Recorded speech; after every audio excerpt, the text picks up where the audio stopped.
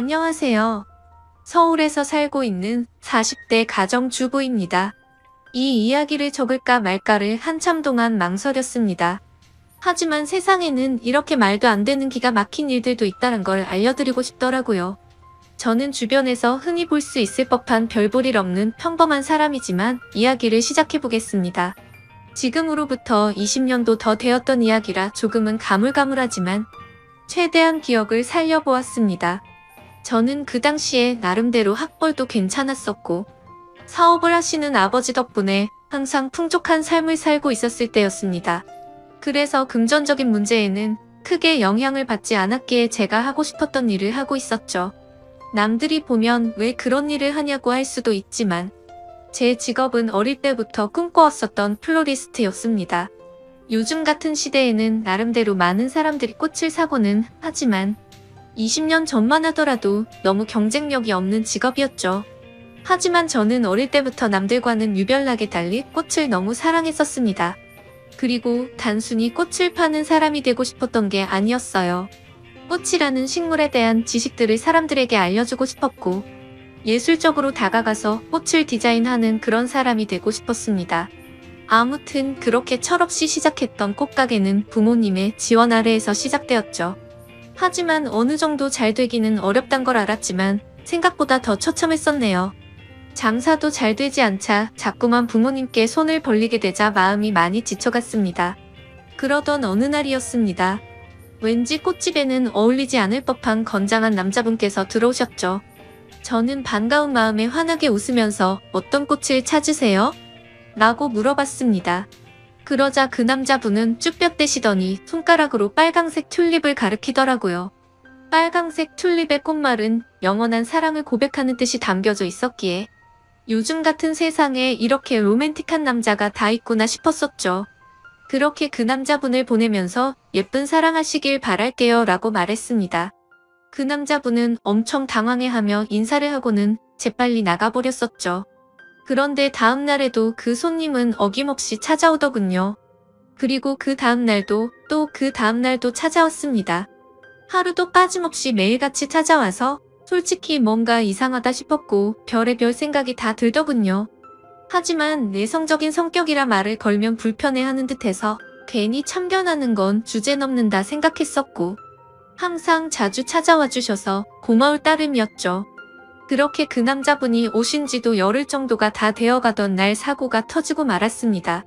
여자 혼자서 영업하던 가게라서 항상 위험에 노출되어 있었지만 그때는 철이 없어서인지 겁도 없이 그런 걱정은 딱히 하지 않았죠.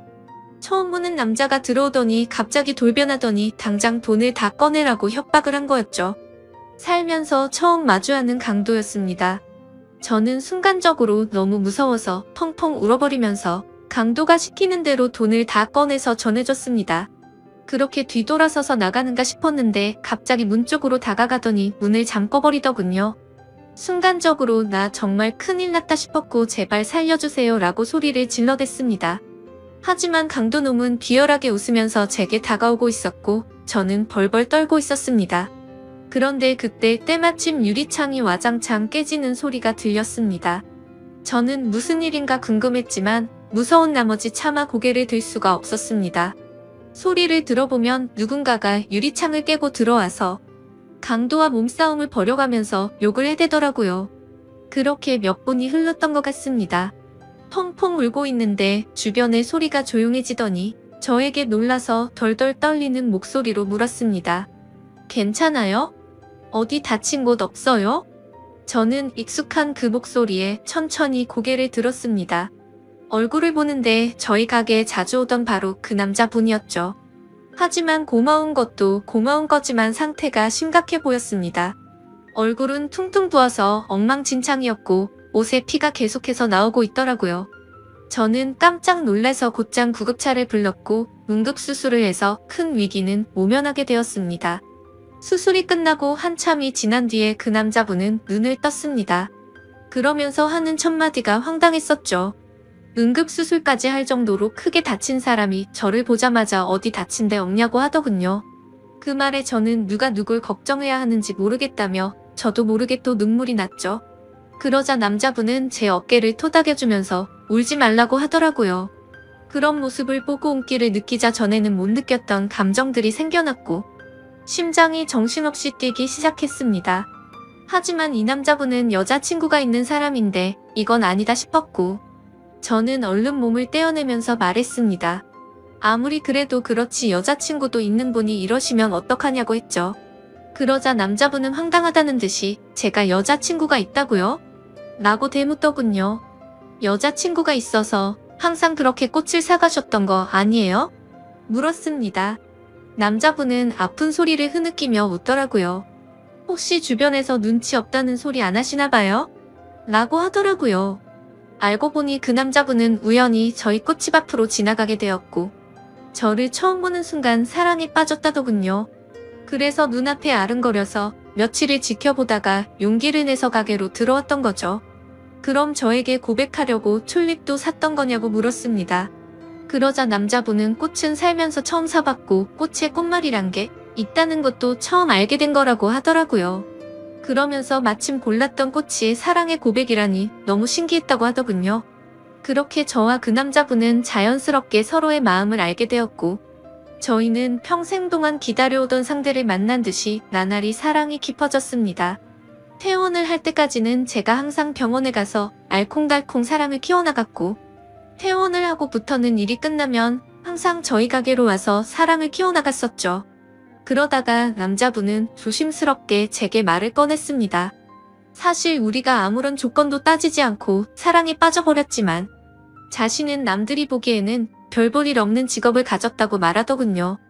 저는 솔직히 그런 건 전혀 상관없었기에 상관없다고 말하며 무슨 일을 하는데요? 라고 물었습니다. 그러자 건설업을 공부하고는 있는데 지금은 그런 꿈을 키워가면서 일용직으로 노가다를 한다고 하더라고요. 사실 평범한 직업은 아니었기에 호기심이 생기긴 했지만 그게 문제가 되는 건가 싶었습니다. 저는 직업에 귀천이 어딨겠냐며 저도 이렇게 적자 보면서 일을 하는데 나보다는 낫지 않냐며 웃었죠. 우리는 그렇게 예쁜 사랑을 키워나가게 되었고 정말 생각하지도 못한 상황이 생겨버리고 말았습니다. 그건 바로 저희 부모님이셨습니다. 남자친구와 2년간의 연애를 하다가 평생 가약을 맺기로 하였고 부모님에게 소개를 시켜주기 위해서 말을 꺼냈는데 남자친구에 대해서 이야기를 해주니 정말 불같이 화를 내시더라고요. 저는 제 남자친구를 사랑했기에 직업도 능력도 다 필요 없다고 하지만 저희 부모님은 저를 금이야 오기야 열심히 키워주셨고 돈도 안 되는 제 직업에 대해서도 저를 위해서 응원해주시면서 경제적인 지원도 아끼지 않으셨습니다. 하지만 그런 딸에게 능력도 없고 앞날이 막막한 노가다 하는 남자라니 가당치도 않으셨던 거죠. 그날부터 정말 울어도 보고 빌어도 보고 끊임없이 애원했습니다. 부모님의 생전 처음 보는 단호한 모습에 너무 슬펐고 원망스러웠습니다. 결국 저는 어쩔 수 없이 부모님을 등지고 남자친구를 선택하기로 마음을 먹었습니다. 남자친구도 그렇게까지 해서 부모님과 연락이 끊겨버리면 후회하지 않겠냐며 제 마음을 돌리려고 많이 애를 썼습니다. 하지만 저희가 상황이 나아지고 아이도 낳아서 예쁘게 사는 모습을 보면 용서를 해주실 거라 생각했고 또 그렇게 하자고 오히려 제가 남편을 설득하게 되었습니다. 오랜 상의 끝에 남자친구는 얼른 빨리 성공해서 행복하게 해주겠다고 말했고 저희는 결혼식은 생략한 채로 혼인신고를 하게 되었습니다. 처음에는 부부가 되어서 너무 행복했습니다. 매일같이 붙어있을 수 있어서 좋았고 떨어지지 않아도 되어서 좋았죠. 하지만 이상과 현실은 생각처럼 눅눅지가 않더라고요. 부모님의 지원이 끊기게 되자 꽃집에서 생기는 적자는 도저히 감당이 되지 않았습니다. 남편이 열심히 일해서 번 돈을 밑 빠진 독에 물 붓는 짓을 할 수는 없었기에 저는 제 직업을 포기하려고 마음을 먹었습니다. 하지만 부동산 계약은 아직 1년이 넘게 남아있었고 가게를 열면 오히려 적자가 심해지는 상황이었죠. 결국에는 계약 기간이 만료될 때까지 가게는 빠지지 않았습니다. 그로 인해 보증금은 전부 다 사라진 지는 오래였고 권리금도 한 푼도 받지 못해서 오히려 빚만 몇천만 원이 생겨버렸습니다. 도움은 주지 못할 망정 빚까지 생기게 만드는 바람에 남편에게는 너무 미안했습니다. 그래서 결국 저도 빚이라도 갚는 게 최우선이다 싶어서 무작정 아르바이트 자리를 구하고 다녔고 결국에는 오전에는 홀서빙을 했고 저녁에는 주방 보조로 일을 하게 되었죠. 돈이라는 게 이렇게 벌기 어렵구나라는 걸 너무 절실하게 깨닫게 되었습니다. 그리고 빚이 생기고부터 이자가 어마어마하더군요. 남편과 함께 아무리 열심히 빚을 갚아도 빚은 너무 더디게 줄어들었고 삶에 힘들어질수록 서로에게 점점 지쳐가는 것 같았습니다. 연애 시절에는 한 번도 다툼이 없었는데 날이 갈수록 서로에게 짜증이 늘어가더군요. 아무튼 그렇게 악순환이 반복되던 어느 날 저희 부부에게는 더 큰 문제가 생기고 말았습니다.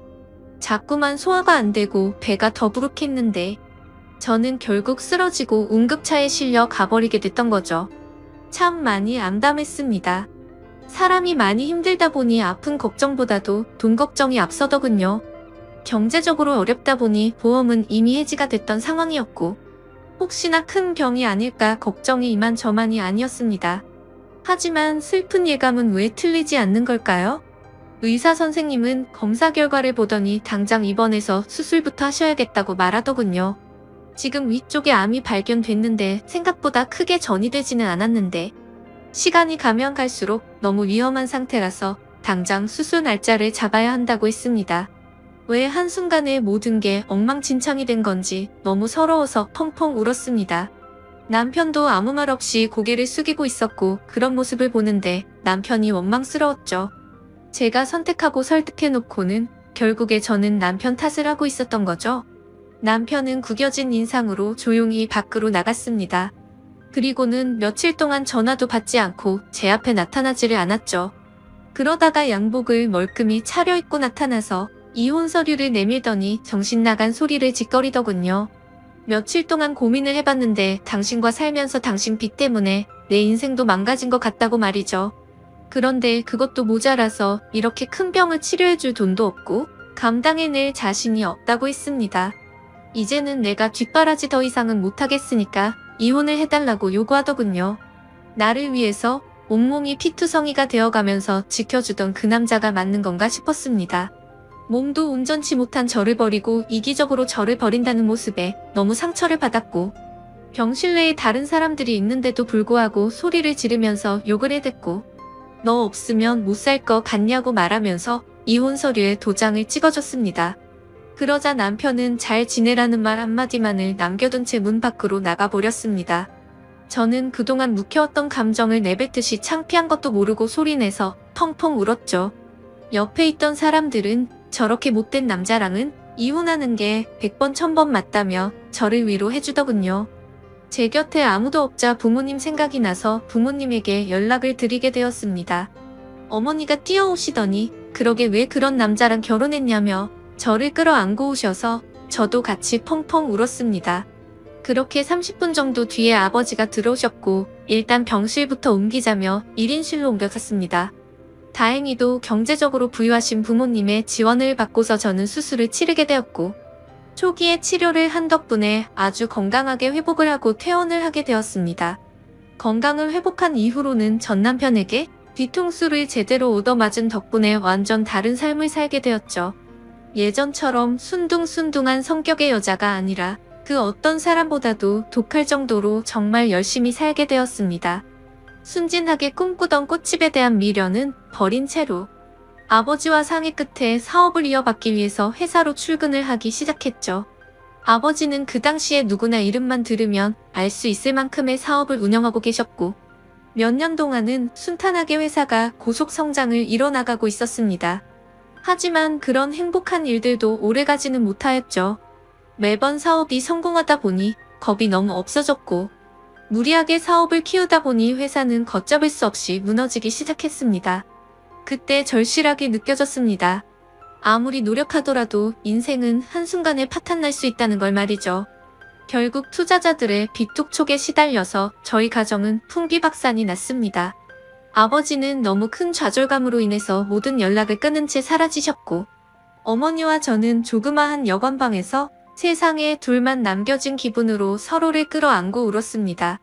인생에 대한 허무함에 모든 걸 다 포기하고 싶었지만 도저히 그럴 수는 없었습니다. 어머니와 저는 서로의 버팀목이 되어주면서 이대로 굶어 죽을 수는 없었기에 알바를 시작했습니다.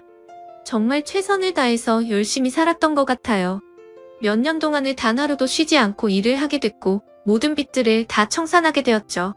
하지만 정말 너무 허무하게도 빚을 다 갚고 나서 몇 달이 지난 뒤 몇 년간 너무 무리를 하셨는지 제 어머니는 갑자기 일을 하던 중에 쓰러지게 되셨고 최선을 다해서 소생시켜보려고 했지만 결국에는 저를 혼자 두고서 세상을 떠나게 되셨습니다.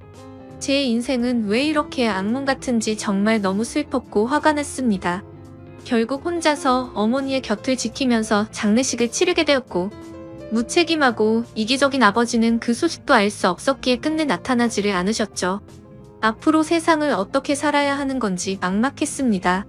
너무 좌절스럽고 힘들었지만 통장에는 1억이라는 돈이 있었습니다. 제 어머니의 생명보험금이 나왔던 거였죠.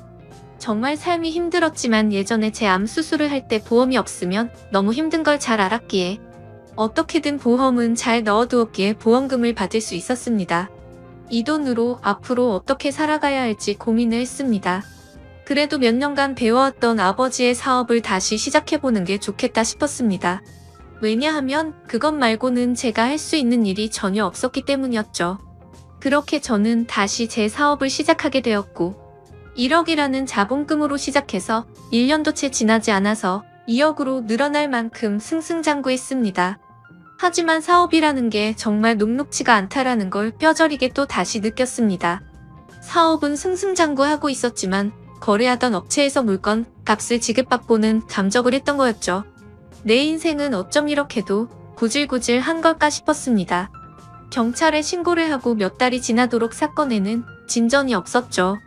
이미 저희 회사 말고도 여러 군데 회사에 같은 수법으로 사기를 쳤고 작정을 하고 해외로 도망친 상황이라 쉽게 해결되긴 어려울 것 같다더군요. 정말 매일같이 울면서 겨우 잠이 들 정도로 마음고생이 심했습니다. 하지만 그런 마음고생이 중요한 게 아니었죠. 시간이 가면 갈수록 당장 직원들의 급여부터 시작해서 은행의 이자 빚까지 모든 게 또 밀려가고 있었고 금세 신용불량이 되어버리더군요. 아무리 사정을 말해봤자 그런 건 전혀 소용이 없었습니다. 돌아오는 냉혹한 대답이 제 가슴을 미어터지게 만들 뿐이더라고요. 또다시 이렇게 인생이 바닥으로 내려앉는 건가 싶었고 어머니의 목숨값으로 시작한 제 모든 걸 걸었던 사업이었는데 너무나도 절망적이었습니다. 그런데 사람이 죽으라는 법은 없다는 듯 희소식이 왔습니다. 저희 회사에 투자를 자처하는 사람이 있다며 거래처 사장님이 연락이 온 거였죠. 사실 처음에는 갑자기 투자를 한다기에 반신반의했습니다. 그때 당시에는 제대로 사기를 당했던지라 그 누구도 믿을 수가 없었던 상황이었기 때문이죠. 하지만 당장 직원들의 급여도 밀린 상황에 찬밥 더운 밥 가릴 노릇이 아니더라고요. 저는 전화기에 대고서 감사하다는 인사를 몇 번을 외치고서 사업 설명을 위해서 날짜를 잡게 되었습니다. 무조건 투자를 받아야 했기에 한치의 지적도 나오지 않게끔 최선을 다해서 자료를 준비하였고 일주일이 지난 뒤 약속 시간보다 조금 일찍 투자자의 회사로 찾아갔습니다. 회사 직원의 안내에 따라 혼자서 회의실에 들어가게 됐고 물이 놓인 자리들에 준비해둔 자료들을 놓아두고서 떨리는 가슴으로 기다리고 있었습니다. 그렇게 몇 분이 지나자 여러 사람이 들어올 줄 알았는데 익숙한 얼굴의 한 남자가 들어오더군요. 그건 바로 11년 전 제게 씻을 수 없는 상처를 주고 이혼을 했었던 바로 그 남자. 전 남편이었습니다. 저는 너무 당황해서 당신이 뭔데 여기 나타나냐고 말을 했죠. 그러자 전 남편은 내가 당신 회사에 투자하기로 한 사람이야 라고 말하더군요. 이게 무슨 헛소리인지 어안이 벙벙했습니다. 알고 보니 전 남편은 몇 년 전부터 이 회사를 시작하게 됐고 돈을 엄청나게 많이 벌고 있는 건설업계의 대표가 되어 있었습니다. 마음 같아서는 그냥 욕을 해버리고 뛰쳐나가고 싶었어요. 하지만 저로 인해 생활이 제대로 돌아가지 않는 직원들의 월급도 지급해야 했고 제 모든 걸 쏟아부은 회사를 포기할 수는 없었기에 눈물을 머금고 참았습니다. 저는 결국 어쩔 수 없이 다시 인사를 드리면서 그럼 저희 회사에 대해서 설명할게요 라고 말했더니 전 남편은 설명은 필요 없다고 말하더군요. 그저 단순히 자신과 하룻밤만 같이 있어주면 곧바로 투자는 진행될 거라고 말하더군요. 그 말을 듣는데 기분이 너무 불쾌했고 자존심이 상했습니다. 하지만 최대한 내색하지 않고 말을 이어갔습니다. 당신 인간 같지 않은 건 잘 알았지만 몇 년 사이에 돈 좀 벌었다고 진짜 인간이길 포기한 거냐고 말했습니다. 전 남편은 관심 없으면 투자는 없던 걸로 하겠다면서 자리에서 일어나더니 생각할 시간이 필요한 거면 그렇게 하라며 명함을 주고는 나가버렸죠. 그날 집에 돌아가서 못된 전 남편의 행동에 너무 분했고 예전에 저를 버리고 갔을 때가 생각나서 분노를 못 참고 눈물이 터져버렸습니다. 그렇게 며칠 동안 고민을 해봤지만 답은 이미 정해져 있었습니다. 이미 급한 불을 끄느라 대출을 최대한 받은 상황이라 추가 대출도 불가능했고 신용불량이 되어서 아무 곳에서도 돈을 빌릴 수가 없었으니깐요. 결국 어쩔 수 없이 명함에 적힌 번호로 연락을 하게 되었습니다.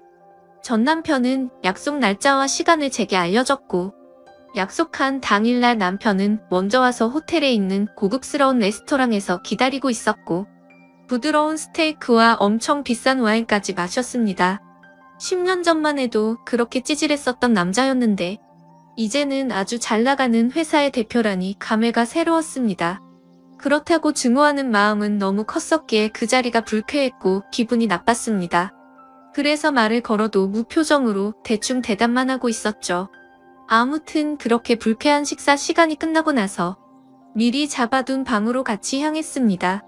그런데 괜히 신경 쓰이게 전 남편은 다리를 다친 건지 저보다 한참 느리게 걸으면서 약간은 쩔뚝거리면서 걷더라고요. 그래서 저는 그 모습을 보고는 다리도 다쳤으면서 이 상황에 참 대단하다라고 말해버렸죠. 그 말을 듣고는 전 남편은 표정이 굳더니 아무 말 없이 발걸음을 옮기더군요. 결국 저희는 같이 방으로 들어가게 되었고 기분이 정말 묘했습니다.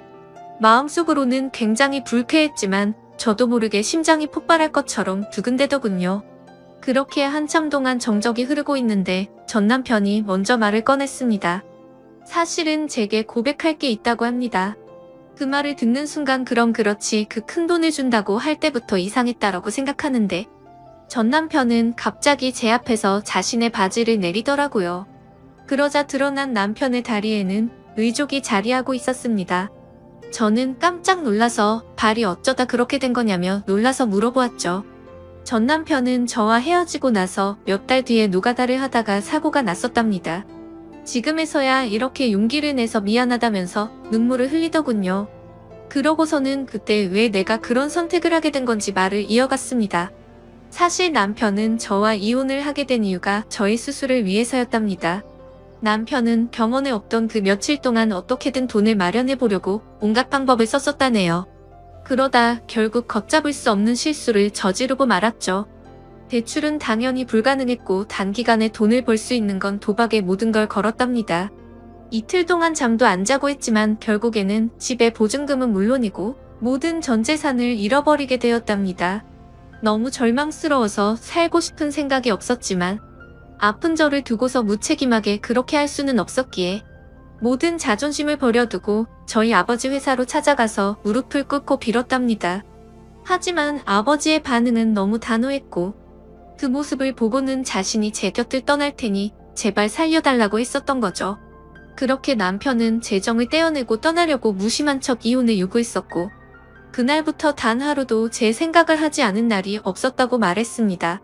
그저 자신의 머릿속에는 얼른 빨리 건설업으로 성공을 해서 저희 부모님께 당당한 남자가 되어서 돌아오려는 생각만 하면서 살았다네요. 그런 나머지 너무 무리하게 일을 하게 되었고 피곤한 나머지 잠깐 졸았는데 그 찰나의 실수로 인해 공사 중이던 아파트에서 추락을 하면서 한쪽 다리는 돌이킬 수 없는 부상을 입고서 결국 절단을 하게 된 거였습니다. 그래서 그런 꼴로는 도저히 제 곁으로 다가올 용기가 나지 않았고 오히려 제 소식을 멀리하고 정신나간 사람처럼 오로지 일에만 전념했었다고 합니다. 결국에 전 남편은 건설업계에 반드시 필요한 아이템으로 큰 성공을 하게 되었고 그때부터는 제 소식도 알아보고 어떻게 살았는지 알게 되었다고 하더군요. 저에게 당신이 여유 많은 부모님과 함께 살면 행복하게 살고 있을 줄만 알았다며 눈물을 흘리면서 덜덜 떨면서 말했습니다. 그런 큰 아픔을 겪으면서 얼마나 세상이 원망스러웠을까 싶었고 너무 슬퍼서 매일같이 울었다네요. 하지만 10년이라는 긴 시간이 흘러버렸고 제 앞에 나서기에는 도저히 용기가 나지 않았답니다. 그러다가 제가 당한 사기 소식을 저희 거래처 사장을 통해서 알게 되었고, 금전적으로 여유가 없는 저를 돕기 위해서 투자자로 나서기로 결심을 했었답니다. 전 남편은 제게 말했습니다. 당신을 떠나보내고 자신이 너무 원망했고 10년 동안 단 하루도 빠짐없이 후회하고 그리워했다고요. 내게는 지금도 앞으로도 당신 한 명만이 영원한 사랑이라며 저를 안아줬습니다. 저도 그런 모든 얘기들을 다 듣고 나서 눈물이 터져버렸고 아무 말도 하지를 못한 채 남편을 끌어안고서 울기만 했죠. 지금은 그날 이후로 저희는 끊어졌었던 사랑을 다시 이어붙였고 제 사업도 남편 사업도 다 승승장구해서 경제적으로는 많이 여유로워졌습니다. 한때는 세상이 무너질 만큼 힘들었었지만 저를 위해서 자신을 희생했던 남편과 지금은 어느 누구도 부럽지 않게 행복한 생활을 하고 있네요. 누구에게나 저처럼 큰 시련이 생길 수도 있겠지만 항상 좋은 미래를 생각하면서 힘내셨으면 좋겠습니다. 저의 기고한 사연을 읽어주셔서 감사합니다.